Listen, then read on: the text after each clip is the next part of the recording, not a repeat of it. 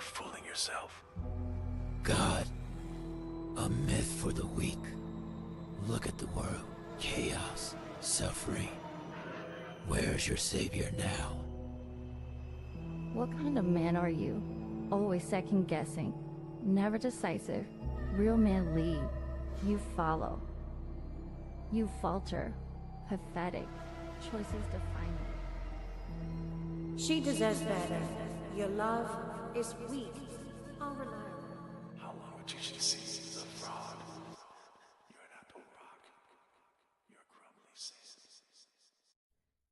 Daddy, you're supposed to protect, teach, inspire.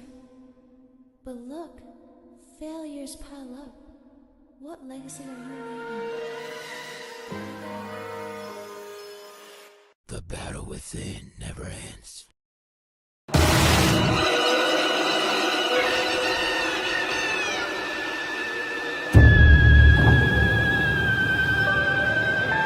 Fight me if you can.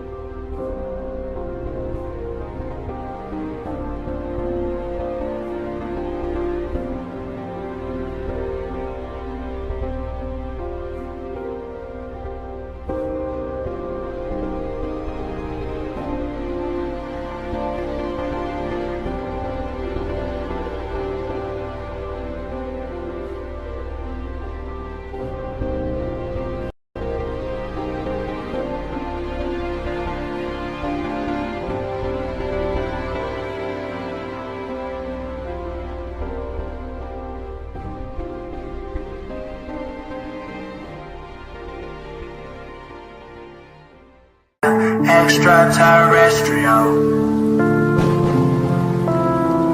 like an extraterrestrial, extraterrestrial. Doctor? Like I don't belong, I feel like I don't belong. Like I don't belong, I feel like I don't belong. Extraterrestrial, extraterrestrial.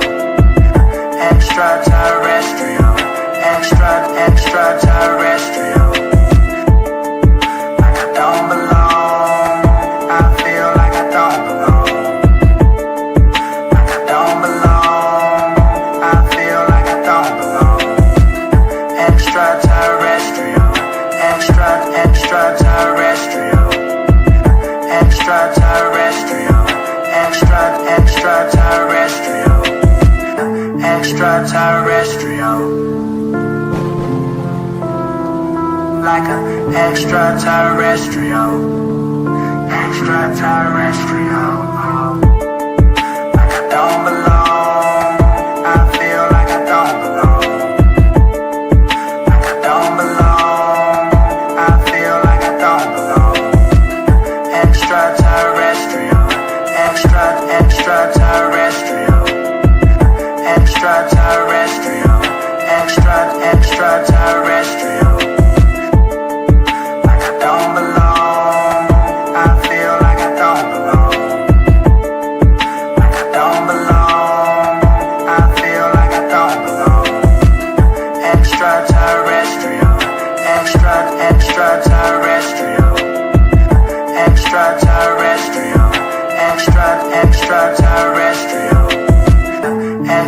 extraterrestrial.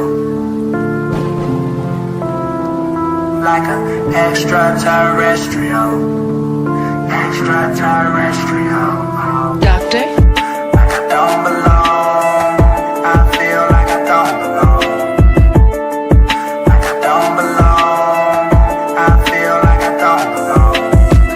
Extraterrestrial. Extraterrestrial. Extraterrestrial. Extraterrestrial. Like I don't belong. I feel like I don't belong. Like I don't belong. I feel like I don't belong. Extraterrestrial. Extraterrestrial. Extraterrestrial. Extraterrestrial. Extraterrestrial. Like an extraterrestrial. Extraterrestrial. Like I don't belong. I feel like I don't belong. Like I don't belong. I feel like I don't belong. Extraterrestrial. Extraterrestrial. Extraterrestrial.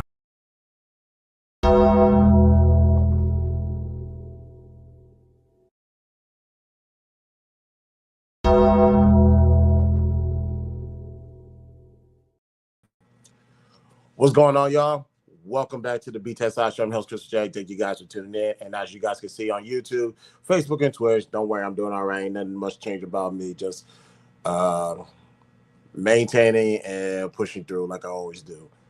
Let you guys know, as you guys are familiar with, we are doing a simulcast.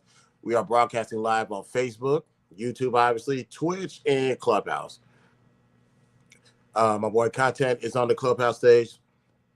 And as far as the chat, No Chasers is in the building. My brother Cellulite is here. And what up, D? How you feeling, man? How you feeling? It's been a while since I did this. Actually, before let me finish housekeeping. You want more content like this? Like, share, and subscribe. Follow me on my social. Links are located in the description. We ain't nothing changed. We're almost there. Once we get to $1,000, we could do this Cash App giveaway show. And now, yeah, participate, waive all rights to privacy. I don't want to hear nothing about nothing. So, where have I been since New York? Since New York, excuse me. A lot has happened. Been, for the most part, playing catch up, and everything is starting to play itself out finally. Just a lot of life journeys and lessons that I have to go through. Started seeing things from a different outlook, and starting to notice a couple of things in people's pattern and characteristics. But the most part is I'm working still. I had to figure out life before I started doing a couple of things. And now that life is starting to balance itself out, now I have peace. Now, some people surprised, Chris, why you're not at work? Well, when I was able to finally get rid of a lot of things that was convoluting my thoughts, I started to finally take full control of my life. It's like, I know people are trying to help, and I'm grateful for that. But right now, I need to do this on my own, and I need to look at this world through my own eyes and make my own decisions. Matter of fact, that's what I did before, and I just got back into old habits. So now I am Sundays are my peaceful, free days. So expect to see me do a lot of this on Sundays now. As far as Clubhouse goes, Monday, Wednesday, Friday, we're doing a room. Matter of fact, I got rooms all the way backed up all the way till like probably the first or second week of December. So we got things I want to talk about in that regards. Then, of course, things I want to do here on YouTube is still prevalent. Matter of fact, for those who was here when excuse me, when I played that trailer, Whispers of Doubt, that's a new series that I want to talk about because that's a capsule. That trailer was 2 minutes and 21 seconds of what I've been battling eternally. And now that I think I conquered those demons, now let's have a conversation about it. Now that I'm in a place where I can finally articulate it and be, for the most part, as transparent. Hey, hey Barry, how you doing? How you doing? Now that I can be a little bit more transparent and I can articulate myself better than before, now we can have a conversation about the things that were in that trailer. Now we can bring it to real life, and now hopefully my message can help as well. And also, as some people can see on YouTube on the live side, I have a one-on-one interview scheduled for next month. Well, yeah, next month. On Clubhouse content, know who this person is. Her name is Substance. She put out an audiobook. I listened to it over and over again, and I actually want to have a conversation with her. That's going to be next month, the start of Sagittarius season. She's a Sagittarius, so am I. So let's start this season right. So I have a lot of things that I want to, a lot of things planned and a lot of things I want to knock out and do. So my apologies for being gone so long. I was able to, like I said, declutter some of the nonsense that was that was playing a part in my downfall, and now we're here. So let's let's stay here. Let's stick with it. And I have a lot to talk about today, but let me check on my guy. Content, how you feeling, man? Hold on, let me see. Thanks for being back. Hey, man. It's about time. Yes, sir. Yes, sir. I'm glad to be back. And for those, excuse me, and guys on YouTube, if you guys go to, and granted, I need to make a playlist of it, of my one-on-ones. Content is the first and only person that I've done an in-person one-on-one interview. That's still up on YouTube. Please go check it out when you guys can. Now, I obviously I'm getting my feet wet. I'm getting back into this, getting back into doing the BTSI show. But I got a lot of things to talk about. I have heard a lot of crazy things on this app. Well, Clubhouse to be exact. And one thing about Clubhouse is I go there to sharpen my tools because um, I have my own thoughts on things. And I need to make sure what I'm saying as my three, what are my threes? Make sense, add values, help achieve ultimate goals. And some of the things I've been hearing on Clubhouse have been quite bothersome. When you add a facts and logic to the matter, it doesn't, how can I say, stupid is free. Shout out to Cat Williams. Stupid is free. So we're going to talk about it. Like, for example, shout out to my brother Haas. Doing a room, I think that room is still live right now. One of the things they were talking about was the idea of transactional marriage and the idea of also shaming people into marriage based off of the current financial situation that they reside in. That, and of course, me and Content been hearing this shit for years. And here is my take on this idea of transactional marriage, ladies and gentlemen. How can I put this kindly? Well, I'll say this first. If you don't have what we call wake up money or FU money, you shouldn't be worrying about any type of transactional anything, especially marriage. That's number one, because people that like to bring up the past or go to bring up what goes on in other countries, or especially if you go back into the Bible times. One thing that people always tend to forget why they bring up marriage is transactional, that you I bring this, if I bring this is what you need to do for me. One thing that you need to remember, they had something to bring. They had assets. They had a dowry that they had to pay. That was a business transaction. And the problem is a people want to engage in business without the transaction. You don't have no capital to put up. But you're talking about transactional marriage. You don't have anything transactional at all. So what are we talking about? That's the problem. So I don't think anybody should be engaging in any form of transactional marriage if you don't have any transaction. And also, when it comes to marriage, ladies and gentlemen, if you are not self-sufficient, if you're not independent, you should not be in a relationship, let alone a transactional relationship. You should be able to fend for yourself, by yourself, on your own, without the necessities of a significant other.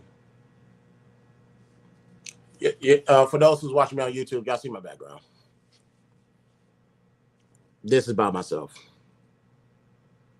And I would say my financial situation is getting a lot better than what it was before. But let's go to even back then. If I were to get into a relationship, ladies and gentlemen, if I was supposed to get in any type of relationship, this stays the same.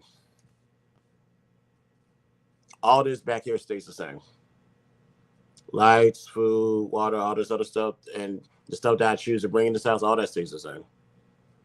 Some people, now, I understand the country is not in good standings right now financially. Meaning you need the home needs to have two incomes coming in. Totally, I agree with that, believe it or not. You need two incomes coming in. So what does that mean? If the median earning of a black man, let's keep it to black people for now. If the median earning for a black man is 56,000, which is top five, and the median earning for black women is out of the top five, which is, I believe, less than 50,000, then putting those two incomes together will make it a six-figure home, and that will be a blessing. We can agree to that. But one thing I will say is this: keep in mind, if the foundation of a relationship is based off of necessities, what's going to happen when all of that is complete? You have reached the goal of finances, paying the bills, all of that stuff. The short-term and the long-term goal is complete, because that's what the basis of this relationship was predicated off of. And now that all of that is achieved, then what? What is then keeping that person in that relationship? You know, one thing that hurts people when I tell them this is that your significant other, based off of what you're articulating to the audience, is she's there out of desperation. She's there out of desperation. Whereas the idea of a woman, let's go with the uptick, meaning this is not the masses, but this is a certain group of women who are doing better than the masses. When a woman who makes all of the money, Raw, my sister's in the building. Hey, Raw, how you doing? When a woman who makes more money, who can take care of herself, independent. Some people say that's not a woman worth investing in because she's too masculine. She's not going to submit. She's not going to do any of that. Not knowing the fact that if if that woman is around you, or it's because she wants to be there. She got everything in life taken care of. She wants to be there around you. This is why I say wants is a lot more valuable than necessities. Your significant other needs to be there for survival. Some others, significant other is there because they want to be there because they're not operating on survival. They're not operating on surviving, they're just thriving. Not knowing that those relationships tend to last longer and work out a lot better. So when when I engage in these conversations, I always tell people go with the person that wants to be with you. That's first that, but actually prior to that, make sure the person that wants to be with you can take care of their self and don't need you. That's a gem that people tend to forget. And while I'm going on a tangent, I forgot to get all the moderators on my clubhouse sign in here. Let me go ahead get the pinging right now because they're gonna be like, dude, what are you doing? That was my bad. That was my bad, y'all. But content, when it comes to the idea of transactional relationship, what is your take on that? Especially that the fact that people who are engaging in these conversations don't have anything worth that qualify as a transaction. If you're still there, it's all transactional. It's listen. It's all transactional at the end of the day. It's 100% transactional. If we want to go off of the definition of what transaction is, what transactions mean is all transactional, right? What it boils down to is this, right? mm-hmm. Most people just get upset based on the price they have to pay compared to the next person, right? Just imagine you walk in a store and you look and it's two other men on the same rack, right? But for you, you have to pay $100. The man next to you has to pay $50, and the other man can get it for free. That's where people have an issue. It's not the price. It's the price compared to the market, right? And the reason why I'm saying that is this, right? A woman may give more grace or more leeway to a man that's more attractive, right?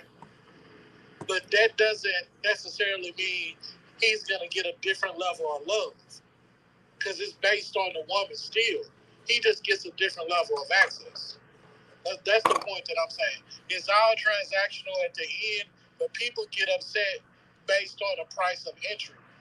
I use this example all the time, right? You never gotten into the club for free. Then once you in the club owner come tap you on the door, tap you on the shoulder, and say, "You having fun? Yeah, you need to pay $100 to stay in the club." You're gonna say, "I'm already in here." That's how a lot of women operate with their vagina. They want to charge you after you've already gained interest. Do you know what I'm saying? That's why some men feel a type of way when they get charged before they get inside, because they can see that there's other people that's already walked into the club for free. Why do I gotta pay and none of these people pay? You get what I'm saying? But at the end of the day, what it all boils down to is it's all transactional. So it's just it boils down to one unique point. Is the juice worth the squeeze? For some people it is, for some people it ain't. That's really what it boils down to in a nutshell. Okay, I respect that. Speaking of respect, what's good, man? How you feeling?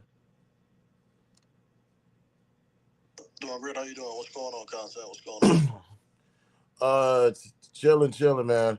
Uh, welcome to the BTSI show. Just to let you know, we are broadcasting simulcast live on Clubhouse, but also on Facebook, YouTube, and Twitch. So I know you just came in, but the first conversation I wanted to have was regarding the idea of transactional marriage. My take is if you're You need to be self-sufficient or independent to engage in any type of relationship, let alone a transactional one. And from the conversation that's been had, people believe it's all about money, assets, finances. So I would say on that part, if you don't have wake up money or FU money, you shouldn't be talking about anything transactional, let alone a marriage. You're right. I won't speak about my situation, but how do I say this? Well, I gotta think about this because, like I said, I'm trying to take myself out of the scenario and then speak on it. But when it comes to marriage, I have a way of thinking about it. No, give me 1 second, man. Give me 1 second. That's all good, man. Take your time. Take your time.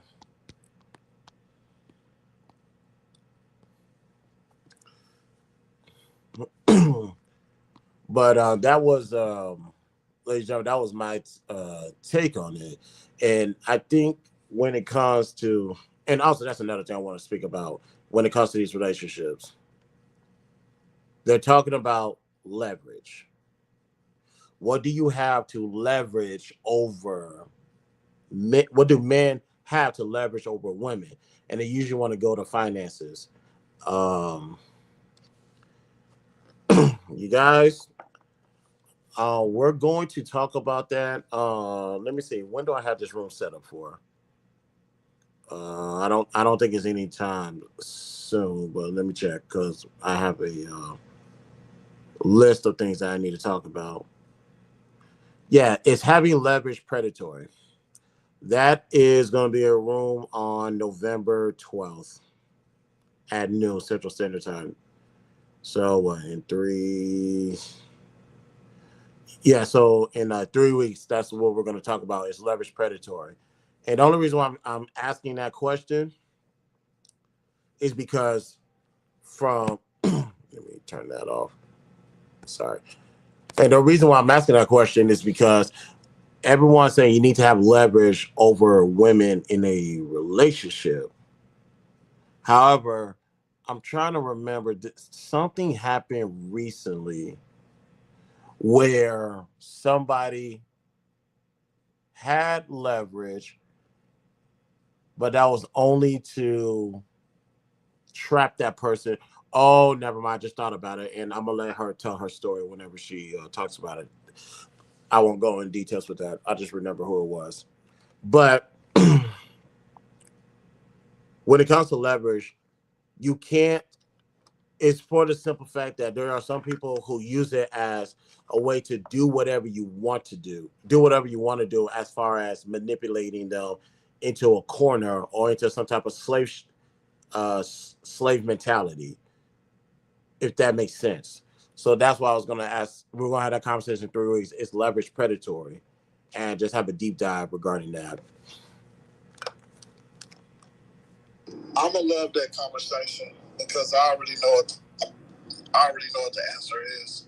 So I can't wait till we have that room. That's a great topic. Excuse me, I got the hiccups. Nah, it's all good. It Yeah, man, that conversation right there. I'm just gonna leave it at that. Next on the docket that I wanted to bring up, excuse me,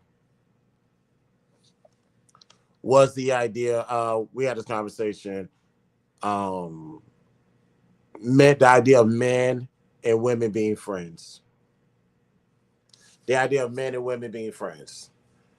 Um, some people said, hell no, men and women cannot be friends at all. And also, they believe was also out about the idea of a man being friends with a woman is the fact that it can actually grow into a relationship.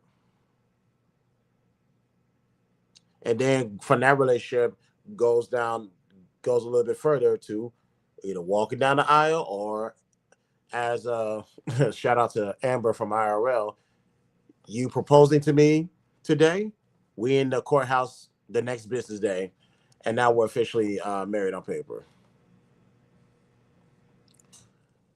The men, because usually, well, let's I'll keep it gender neutral.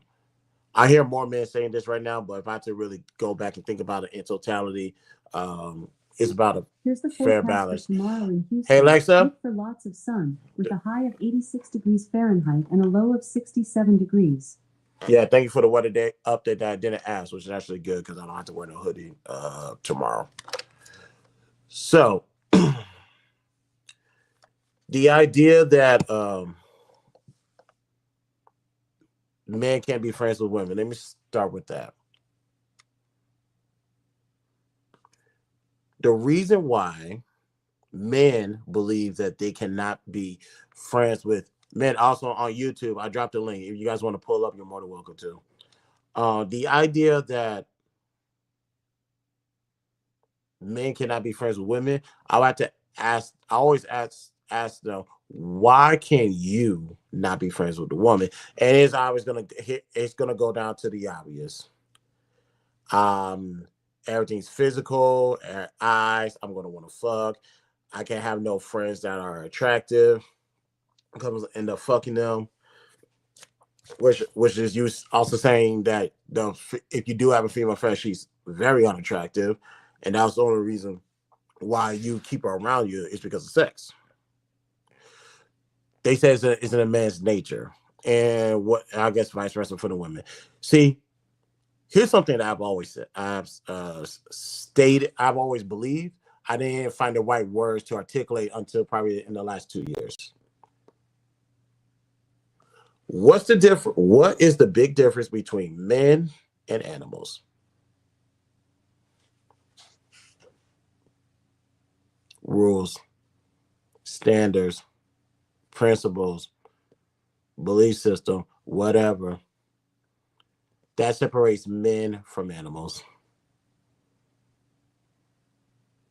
Animals now, yeah, for the if you go to the wild, you go to nature, animals are gonna do what animals do. And the strongest wins.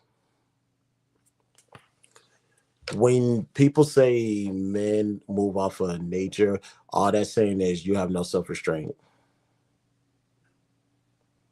And if I really want to go there and really make it really oh, my favorite YN is in the building. Hey Chris, what's up, content? What's up? What's up? What's up, respect? So good afternoon. How y'all in here doing? simulcast. We on YouTube right now. Oh, y'all what y'all podcasting? Yeah. Yeah, the link up top, that's me on YouTube. So you finally get to see how I look. And I look like every single photo that I posted. I wish I could say the same for people on this app, but that's neither here nor there. Clock that T.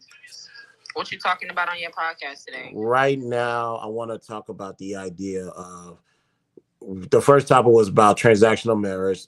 The idea that if you don't have fuck you money or wake up money, you don't need to be talking about transactional marriage. And if you're not sufficient or independent, you shouldn't be in a relationship. That was the first topic.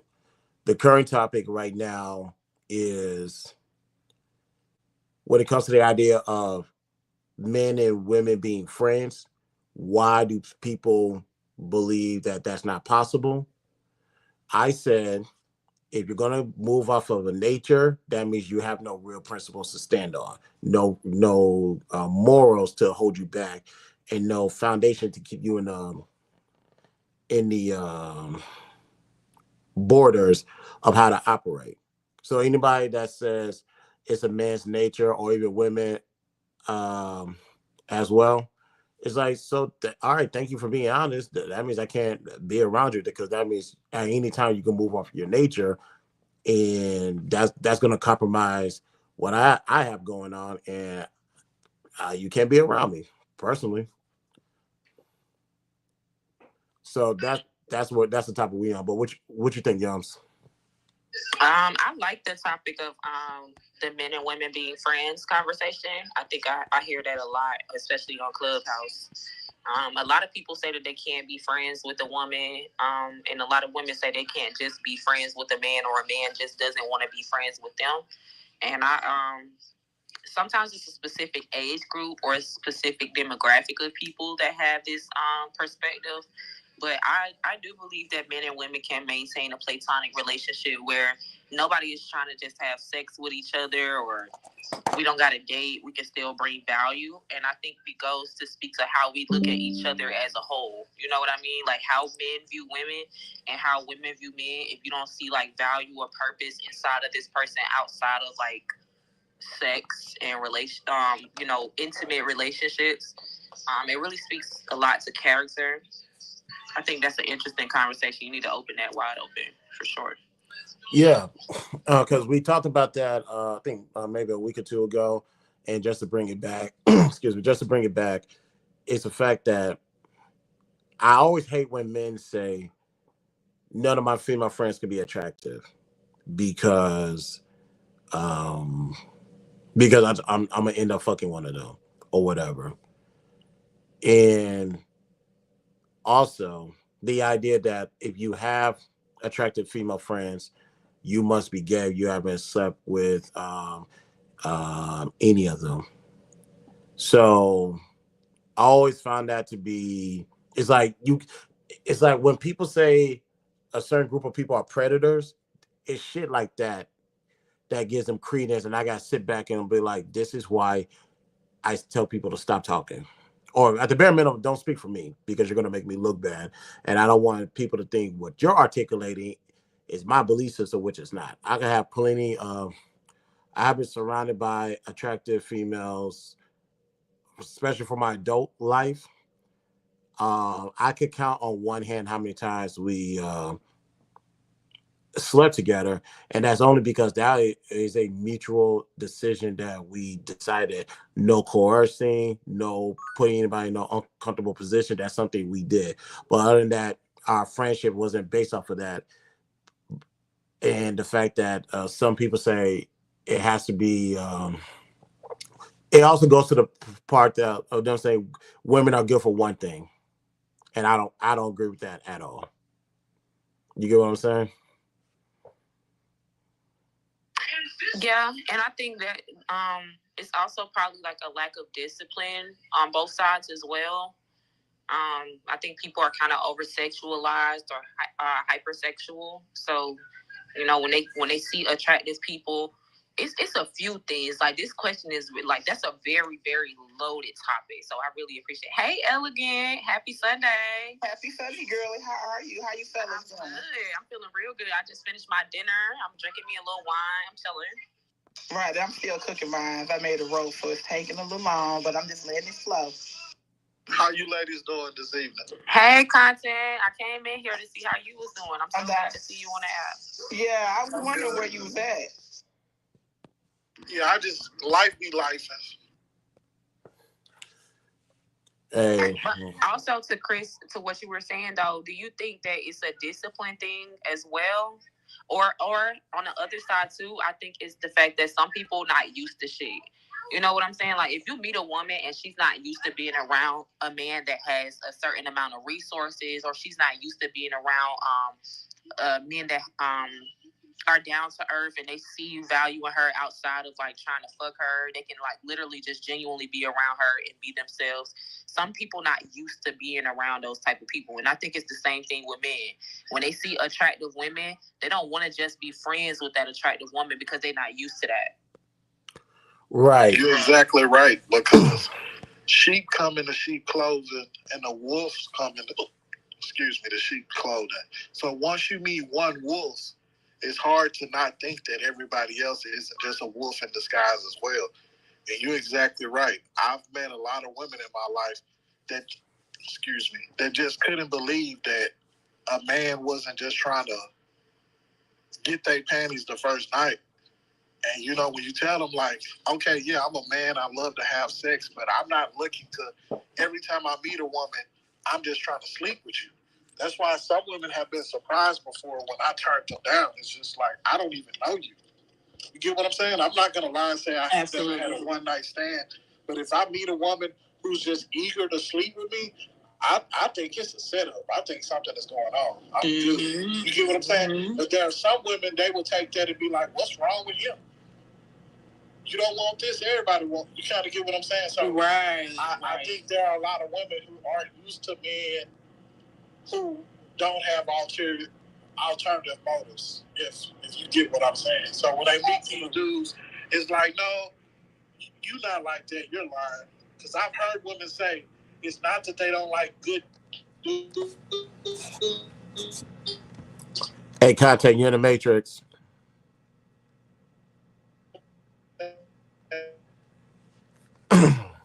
He was saying exactly what I was trying to say. He was cooking too. Yeah. Yeah, Content, you can hear us. You just walked into the Matrix, man.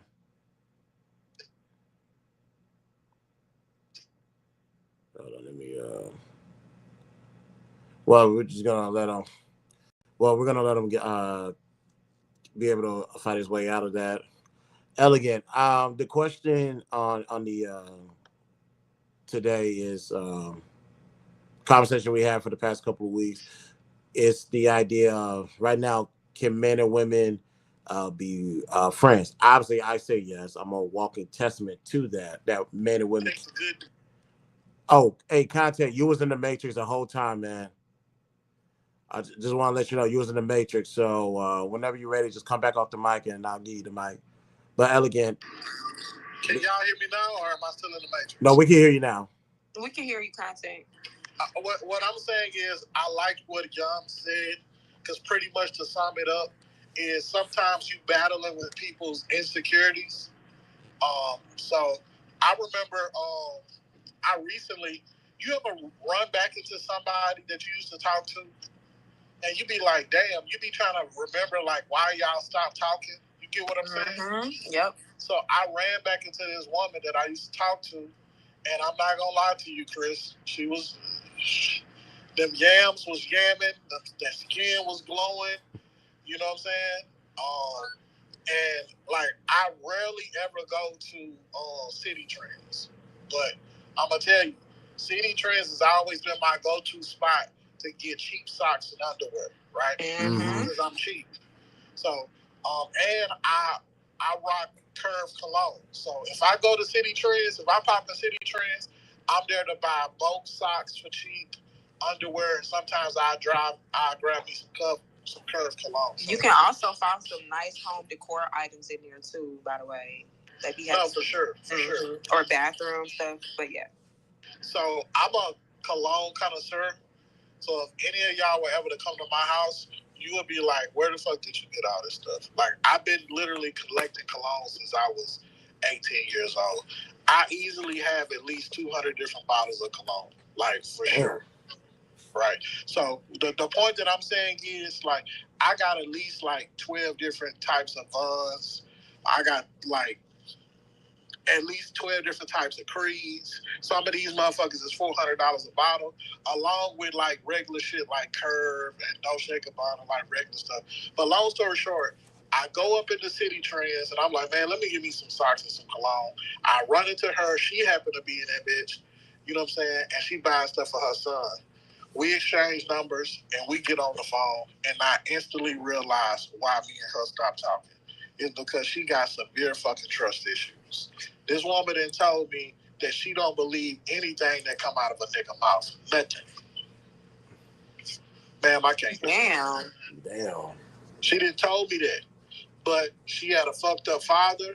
She been fucked over by different dudes. But she's literally told me that. She was like, she don't trust anything a man say to her. Yeah, if you got that type of trust issue because of what you've been through, I understand, and I don't.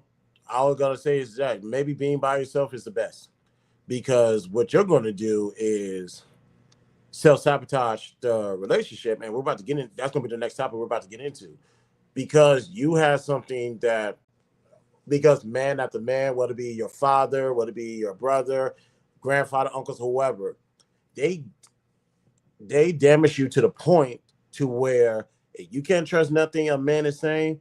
I think being in a relationship with a man is probably not the best outcome for you. So unless you're going to actually go be with another woman, I strongly suggest you really be by yourself.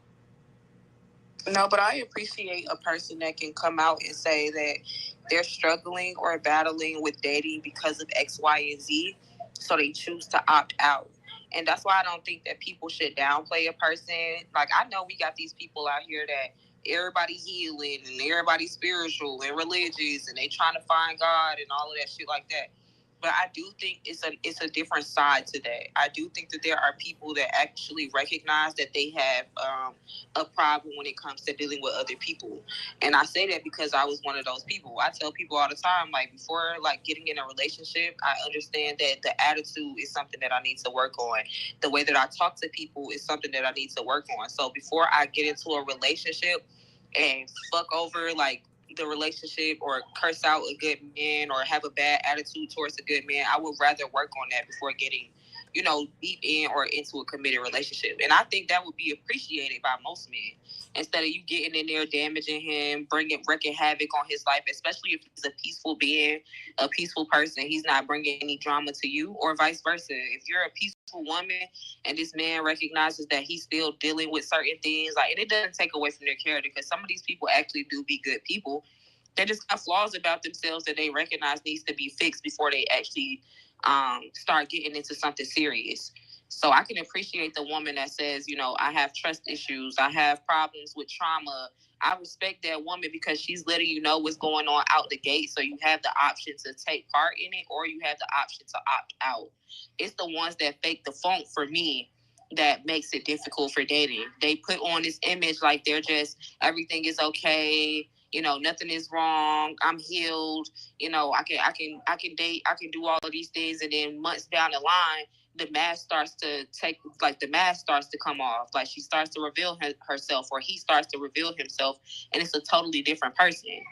So I definitely respect the person that's forthcoming about how they are out the gate.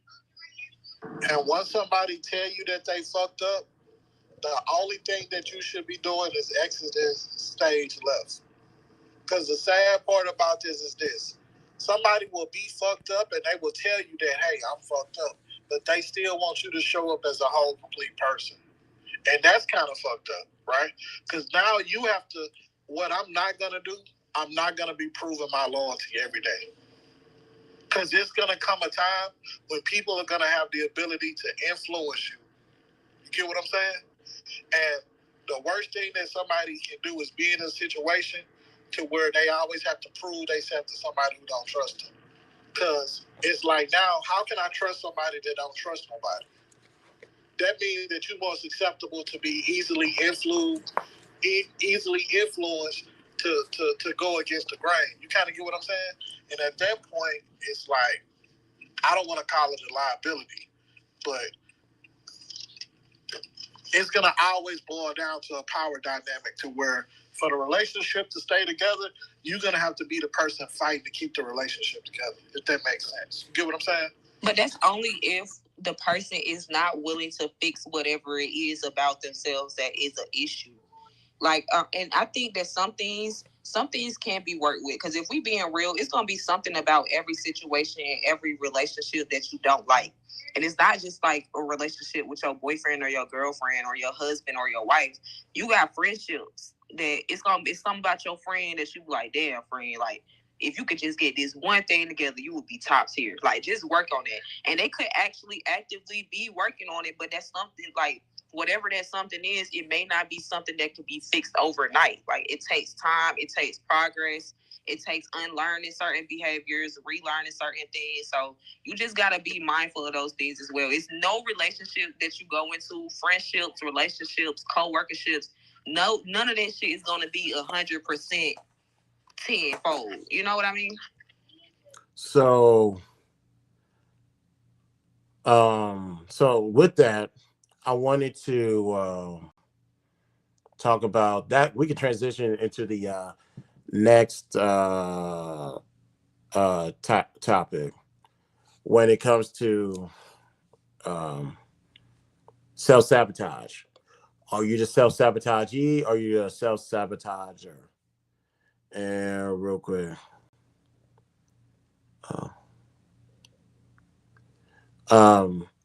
Yeah, I just noticed something in the chat. That was my bad. And it can be a little bit of both. Sometimes you can self-sabotage, and sometimes you can be the sabotager. It can be a little bit of both for everybody. Yeah. For sure. I think that is both simply because if you get with somebody based 100% on how you feel about them, you definitely self-sabotaging yourself, right?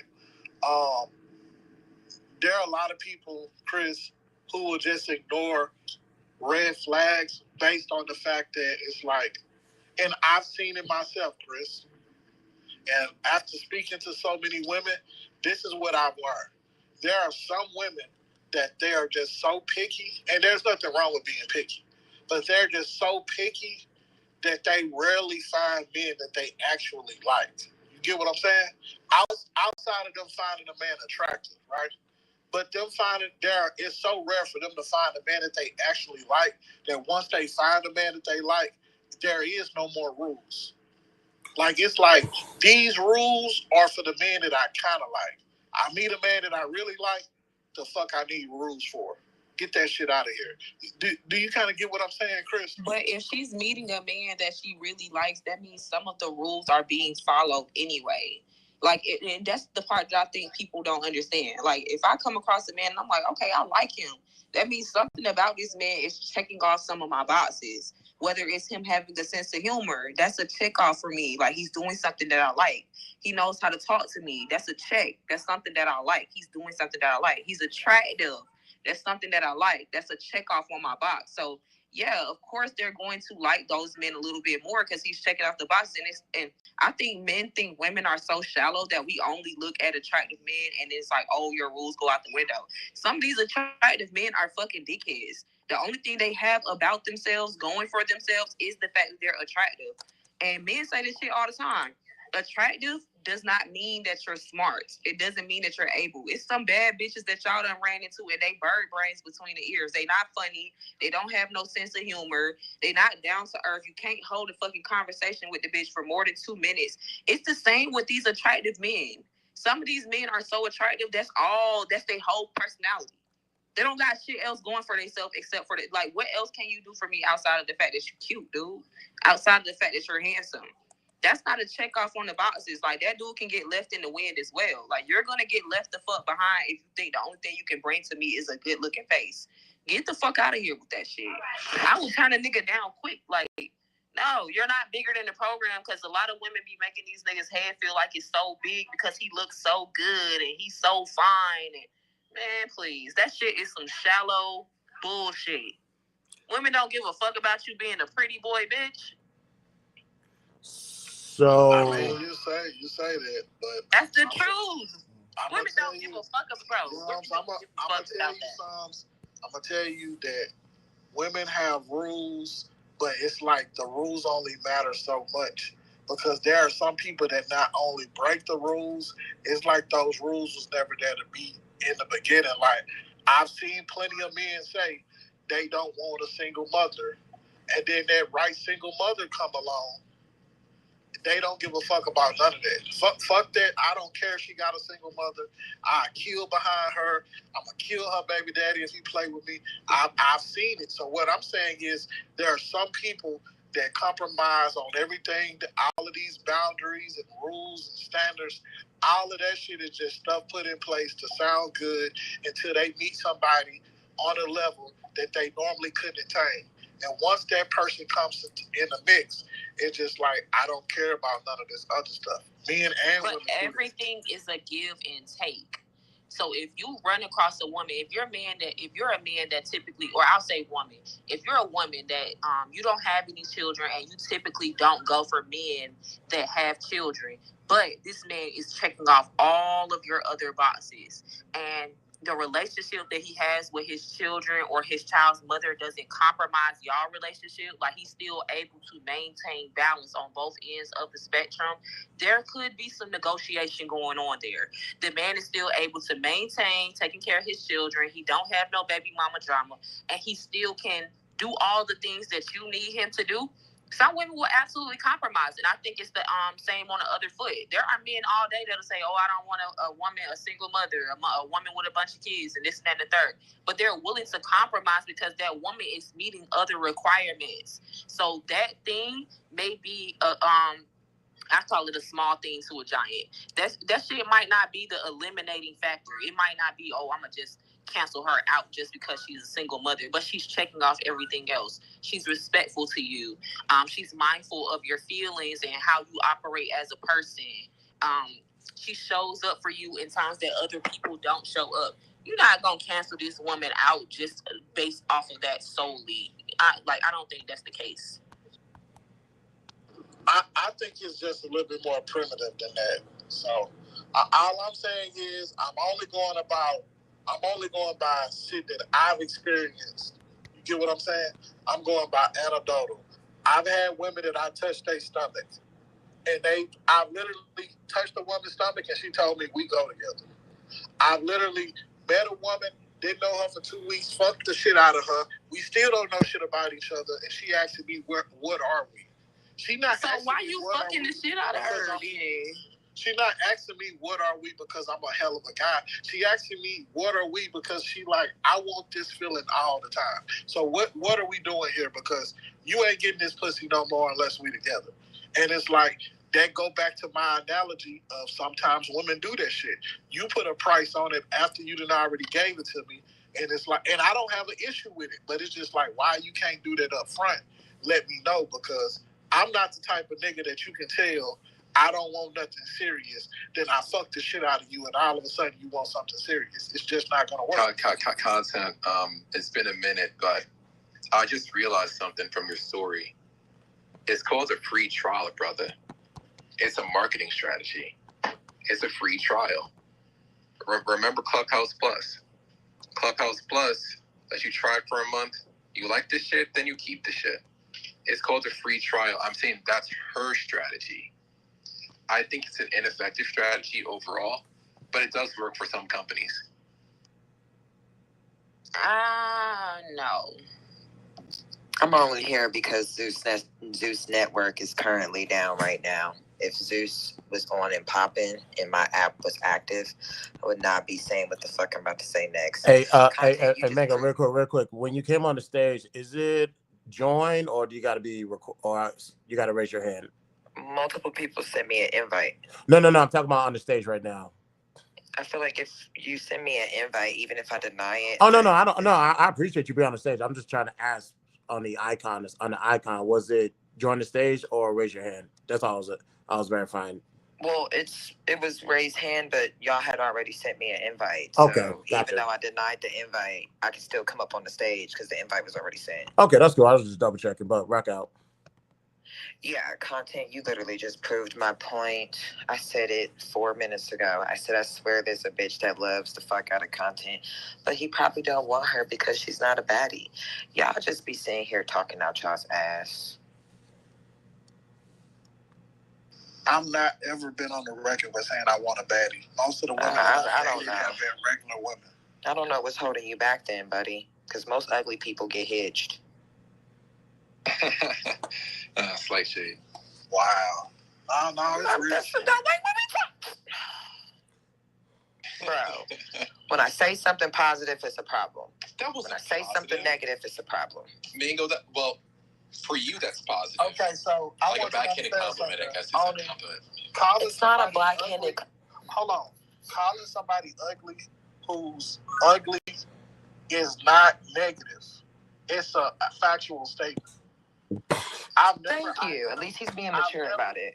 I understand there's levels to ugliness, and I'm not at the end of the totem pole. But I also know that I've been treated like an average looking dude my entire life. If somebody wants to say I'm below average looking, I don't. But you just said you was getting free pussy. Golly.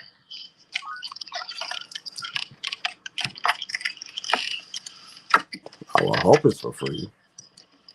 It was for free. That's why as soon as she wanted more, he's like, whoa there. Whoa. Hold on. Hold on. But and I guess that's a conversation worth talking about. And I'll put that on my I'll put that in the schedule. Unfortunately that's going to be a December conversation. But the fact that the rules don't apply to everybody, but now I got to ask, do people lack principles when it comes to setting the standards for everybody? How don't the rules apply to everybody? Meaning, if you're saying I'm not interested in these type of people because they have a child, they have multiple baby daddies, whatever reason, the same stuff that we've been hearing for 4 or 5 years. But when somebody comes around who has all of that, the rules don't apply. So I'm trying to figure out. My first question is why it doesn't apply, and does that say something to one's morals that they're lacking?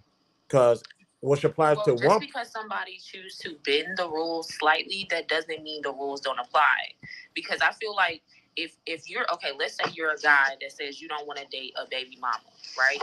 You are going to be even more stricter on the baby. Like if a girl comes your way and she has children and you choose to deal with her, you're going to stand even firmer on your rules because this is typically somebody that you wouldn't normally go for. So if she's a baby mama, that means every other box, you a lot more stricter on her when it comes to that. So if you're a baby mama, that means you have to be even more respectful. You have to be even more understanding. You have to be even more considerate. Like, they're not just going to take you. You have to have other things like the other side of you has to be overwhelmingly standing out than the fact that you're a baby mama. Does that make sense? If they're choosing to bend that rule that they don't normally bend for you, it means something about you is willing. They willing to negotiate. This woman, if she's down to earth, she's respectful, she submits, all the shit that men say that they want. It's other factors on why you chose her. So the baby mama card is just something that you just not going to cancel her out for. But you do hold her feet to the fire when it comes to everything else. But maybe that's why I think it's always stupid to say you shouldn't get with somebody because they have kids or not.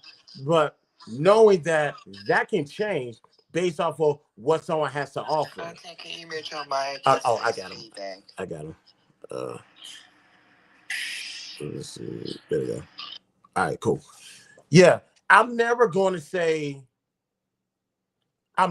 talk to anybody because they have a child. Never mind that I have Grayson. Put them to the side. I'm never going to talk to a woman because she has children. I'm not going to say that. Because you don't know that she may have something else to offer that offsets the idea of her having a child. That's my point. So it's like, why would you say you never would and you did? So now there's inconsistency, and now typically you wouldn't, but you made an exception because this person it's an overwhelming. It's something overwhelming about this person that makes you want to lean more towards them. Like, normally, this is not your type. Normally, this is not the type of person that you would go for. But obviously, they're showing up in ways that you're like, okay, I can't deny that. She's checking off all of my other boxes, so I can negotiate with this one person this one time. But typically, this probably wouldn't be the person that you would normally go for. So that's why the rule is still in place. You just made an exception to the rule. I'm going to be honest with you, Chris. Everybody don't bend their rules. For me, I think it'd be a cold day in the devil's monkey hell before I take a baby daddy serious. Because I was told growing up, once you're a baby daddy, you will become a serial baby daddy. It's no in between. So why would I sign up to be a nigga's baby mama? It's inevitable. You know what I'm saying? Unless, now hear me out. Only way that I would cross that bridge is if I went to the doctor and the fucking doctor was like, oh my God, honey, you cannot conceive children. Then I would be like, okay, because I love children, then I would be open to the idea. of being with someone who has children. Other than that, no. And then even then, so even me skewing that line, it would be in like the lines would be skewed, but then they would be more defined. Like, okay, is he a baby daddy or is he an ex-husband? Did the bitch die on him or is she still alive? It's so many, it's so much shit that would come in between, that would come down to boil down to that. But no, I don't think everybody bends the rules, especially when it comes to like having a life partner. Now, on the flip side, have I crushed a couple of baby daddies? Absolutely. Did I have the time of my life? Absolutely. When they was on some what we doing, bitch, you're out of your mind. You're out of your mind, sir. We ain't doing nothing. So, sorry. I fucked you like there's no tomorrow. But I'm not taking no baby daddy serious, and that's just what it is. I just can't do it. And I would literally need a doctor to be like, yeah, you can't have children. And that's not the case here. So. And there's a difference between standards and your preferences. So if that's your standard, then cool. Never compromise your standard. I would never tell anybody to compromise your standards. My issue has always been when people say that's the standard, but they say, well, we can make an exception. You don't make exception for standards. That's what I say. Identify what are your preferences, and because you can get rid of those preferences any day of the week. Something can happen, and that's where Yums has a point, and also that's where you have a point more so as well. But when people want to compromise their standards, I have to look at you. I have to look at you sideways, be like, what is this? What are you doing? How can I hold you to your word, trust you at your word, if wherever the wind blows, you decide to change it? That will be my biggest issue. But what if people go through life, right, and then they start to realize that their standards or whatever bar that they're holding for themselves, it's not bringing them any luck. It's not yielding any results. That's fair. Doing anything for them. I think at that point, people usually get discouraged. I got a homegirl. I love her to death. I really, really do. But I've witnessed her cry because she's holding on to her standards and she's getting older. You know what I'm saying? It's like, okay, bitch. Hey, you might want to budge a little. If it's something that's not important to you, you might want to be like, you know what? Let me go ahead and, because you're crying at this point. You're like in deep sorrow. Like, oh, when am I gonna find the love of my life? When am I like, girl? Maybe you might want to peel back a little bit on your standards then, because you've had your standards your whole life. You've done everything by the book. You've done everything right. And yet you're not getting the results. And it's so crazy because I'm not talking about somebody that's ugly, fat, out of shape, bald-headed. This is a very beautiful woman. Beautiful woman. Nice business, and the type of business she has, she can domesticate herself. She's not answering to nobody. Mm-hmm. She's not clocking in every single day. She works on her own schedule, and when she's not working by her own schedule, she's at church, she's volunteering, she's with her family. You know what I'm saying? And then when she does go out and date, she has a hard time. And it's like, okay, well, what if you're actually being too hard on yourself? Sometimes, what if this bar that we're setting for ourselves, who the fuck told you was in charge? That's where I'm getting at. You know what I'm saying? Like, because at the end of the day, you want to know what I learned in life, and I'm going to pass it to you, Redacted. I used to be such a prude. I got my ears pierced when I was 27. I have 10 tattoos now. Okay, I used to be like, oh, I would never have sex. Have sex, popped my coochie for a butt that I never received because bitches lied to me in college. Like, we don't know. I'm just saying all this to say, you just never fucking know. I used to tell on my cousins when they would smoke weed, I'm a fucking pothead present day. We just don't fucking know. We don't know where life will take us. You know, and last but not least, I tried to do things the right way, and guess what? It did not work out. So we really don't control our lives, unfortunately. That's what I'm starting to learn the older I get. Okay. What's going on, Christopher? Can I add something to this? Sure. And I appreciate that. Thank you. I'm going to take that into consideration. Thanks. What up, Ephraim? What's going on? Offensive, did you have a name before this? Because your voice sounds really familiar. I think I know who you are. It was Heavenly Mother. Oh, I know who you are. You know, Christopher, I hear when people talk about standards, and I always say this.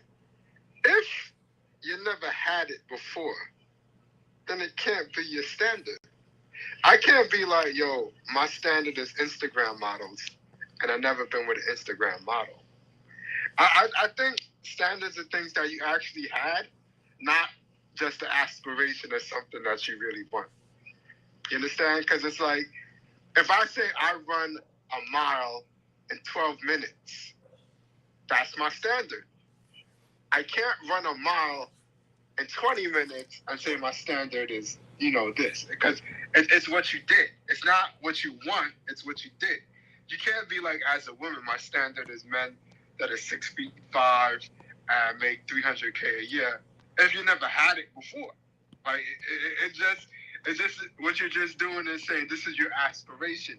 And I think a lot of people confuse what they want with what they've ever actually had. So if you're a shorty and you only had guys that read with their fingers, but your standard is men that have a master's degree, it's not your standard. It's just what you want. But I think it's a difference between your standard and your preference. Like, and I think what you're speaking to is more so of a preference standpoint. Like, you can prefer an Instagram model. You can prefer a guy that has a PhD. You can prefer that. But preferences can be negotiated. I feel like standards are something that's set in stone. So, right, but if you never had it, it's not a standard. Okay, so that's why I'm about to give my example if I can finish. So, for example, a standard is something that's not to be negotiated. And it's something that you absolutely have had before, which is why you set it as a standard. Like for most people, the standard is basic level. I want somebody that's going to respect me. That's basic level. Somebody that can talk to me with a certain level of decorum. Like you don't have to raise your voice as a man when you're talking to me, or I don't have to raise my voice as a woman when I'm talking to you. Standard, basic respect. Those are things that is not to be negotiated. Standard, I don't want a nigga that's hitting me upside my fucking head, just like I'm pretty sure a man don't want a woman that's hitting you upside your fucking head. That is something that I'm not going to bend for. That's my standard.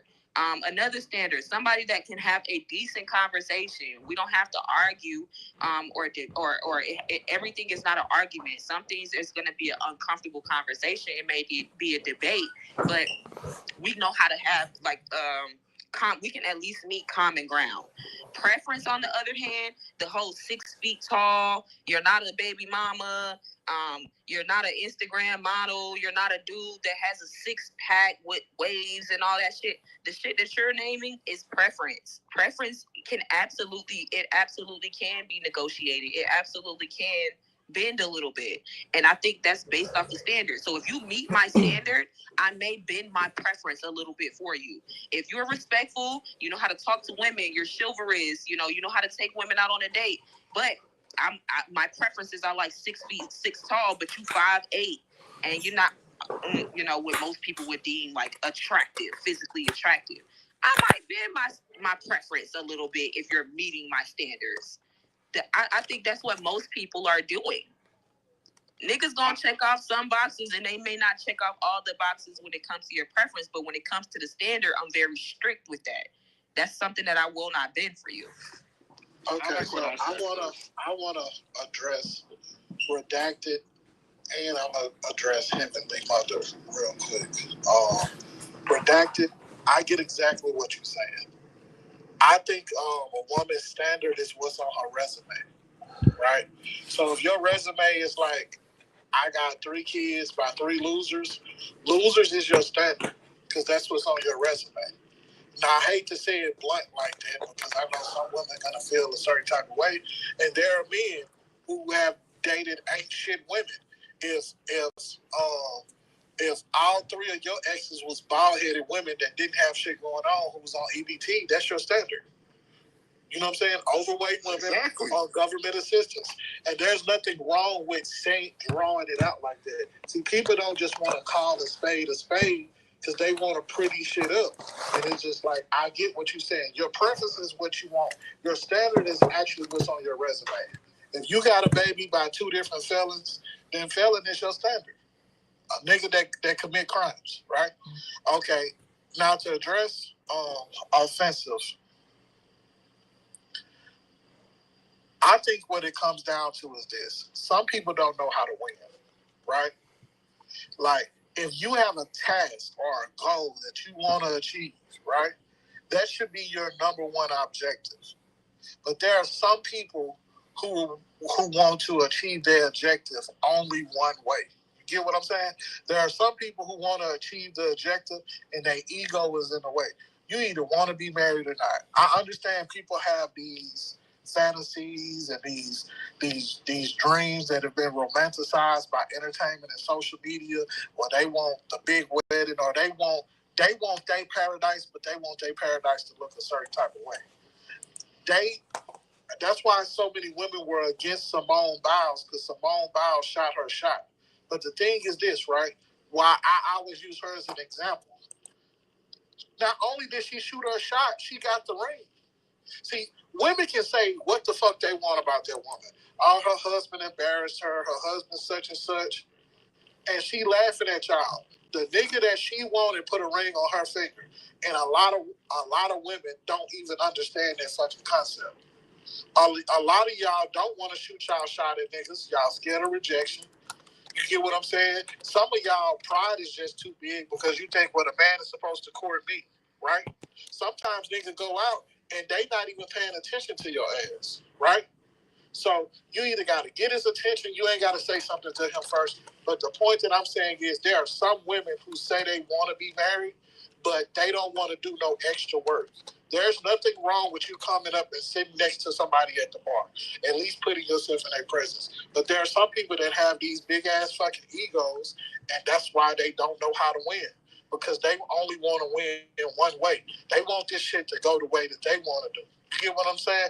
They looking for. They only know how to do go right. And that's not. Yes, that's what I'm saying. Like, at the end of the day, the objective is to fucking win. They want to win their way. You get what I'm saying? They got egos in a way, and it's just like, them the results you're going to get. And the worst thing, redacted, is when an attractive woman is single. It's a bad look. Because I'm going to tell you this. If you're an attractive woman, every type of man on the planet has tried to holler at you. That don't mean they want to keep you. Just shut the hell up. Listen. I understand it. But what I'm telling you is this. If you're an attractive woman, you have access to every type of man. The athlete has tried to talk to you. The fitness trainer. I'm talking about niggas in good shape. The D-boys, the niggas with the money. The old school married nigga in his 50s. The nigga who wants you to be his side. What I'm saying is every type of man, the entire gauntlet has been thrown at your feet. You had to pick from every single type of dude that's out there. The scammer, the preacher, the drug dealer, the lawyer, every type of nigga. And what I'm saying is... I think you underestimate the women. Listen, this is what I'm saying. Every woman don't have those options. You can't... And this is why I say, Chris, attractive women should not be giving a date advice to unattractive women because it's disingenuous. Because y'all have options that these ugly bitches don't, and y'all know that I'm not fucking lying. Y'all have options that these women don't. Some of these dudes that y'all just blow off, that they'll kill to have some of these options that y'all got. And you know that I'm not lying. Well, let me speak to... I'm going to bypass that real quick. Let me speak to what you said earlier. Because that I wanted to address that before we really get into the self-sabotage topic, if we ever get there. The idea when you say when you say that the standards, like let's say if a woman has what's what I'm looking for? If a woman has 2-3 baby daddies, that's the standard. So now, devil's advocate, what happens when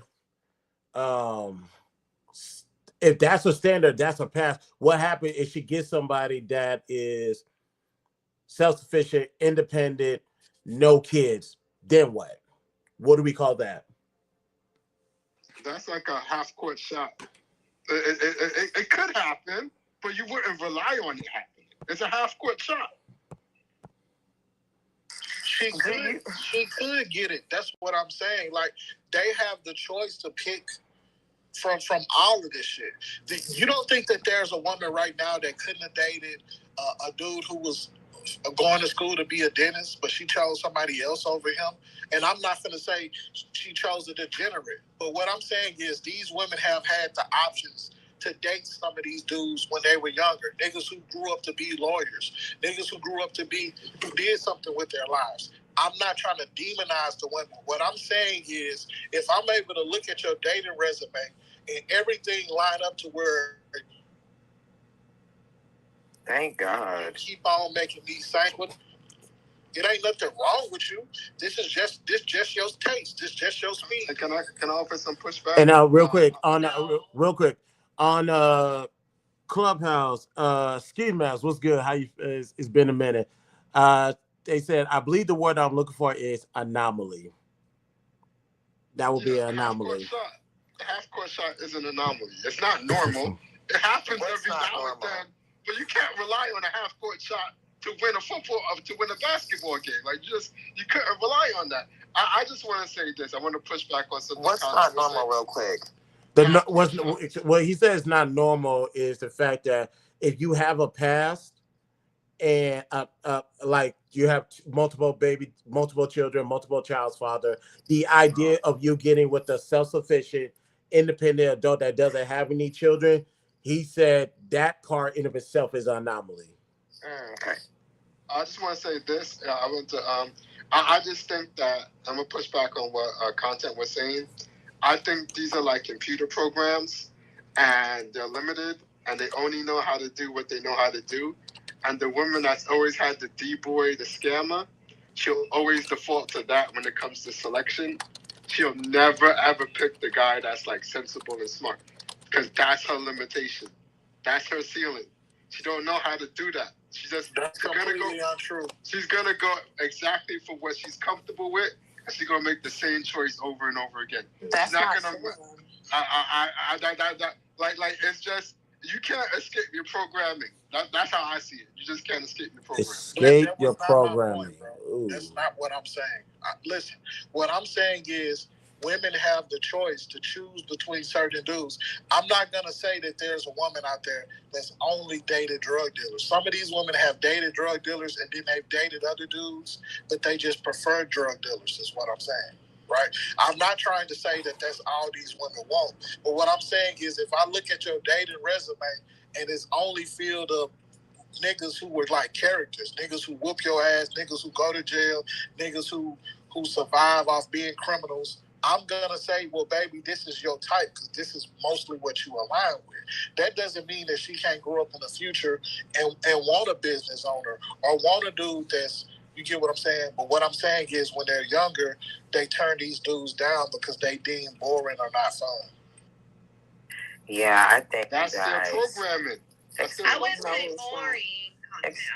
Go ahead, Nacho. Boring. My bad, offensive. No, go ahead, Nacho. Shout out to you for doing what you did on the stage the other day.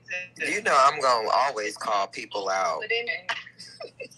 You know I'm going to always keep it real. The fun. Anyway. Welcome to the BTSI show, Nacho. How you doing? I appreciate you. Hey, what's up, big brother? Yeah, I was just going to say that I don't think it's because they're boring necessarily. It's just because they have more. They have cars. They have access to money, resources. They trying to spend it on you. They're going to take you shopping, baby, to the mall, get what you want. You know, they're going to take you out to eat. They're going to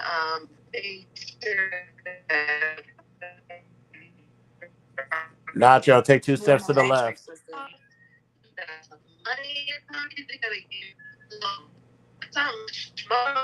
Hey, Nacho, take 2 steps to the left. You're in the Matrix. Okay, how about now? Much better. You good? Okay, yeah. No, I was just saying. Oh, am I? No. Go ahead, Nacho. Anyway, they're gonna take money in your pocket. Look at God. Hold on, Nacho. You're back in the Matrix. While she gets out the Matrix, can I speak? Hold on, Nacho. Nacho, work on your cell phone reception. You went right back into the Matrix. Matrix eat my ass up? How about now? Yes. No, she good now. Oh, she good now. Yeah, so I have my Wi-Fi off. My bad. No, I was just saying they're gonna take you out, treat you right. Whereas what they're calling lame dudes, they don't have access to any resources. That's why they're boring. I don't know if y'all ever like dated a gangster, like you ride around in the lowrider with the D's and the 17s. You know what I'm saying? Hitting switches at lights, picking up your homegirls. Like, what are we talking about? It's a totally different lifestyle than being with a dude who, you know, is in his age group and going to school and getting good grades and doing what mommy says. So it's not about being bored. It's just about access to resources. Trust me, I know. I just want to ask, have any of y'all ever been to Texas? Because yeah, baby. No. Most of the people that I went to college with, most of the people were spoiled. You know what I'm saying? They had cars. They were fun. They were active. Like, what are y'all? I don't know. Maybe because I've, lived my life as a square, lived my life as a thug, been around square people, been around thugs. I'm going to tell you, never found thugs attractive outside of social fucking mechanisms. That's just what it is. I've always been attracted to the corporate, suburban, the person who doesn't read with their finger, the person who I can actually have a crazy conversation about everything with, that can teach me some shit. I don't understand why y'all think these people are boring. You want to know who's boring? Those fucking drug dealers. Those fucking drug dealers are boring. They live in a motherfucking hamster wheel cycle of doing the same shit over and over again.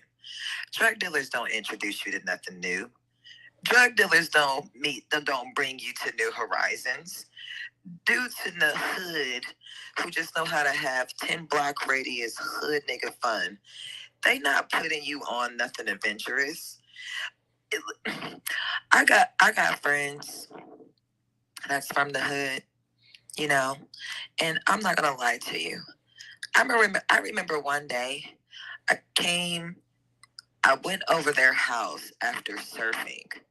The first thing they said to me was, "Bro, you always doing some white people shit." Wow. The best surfers happen to be niggas, but they wouldn't know that.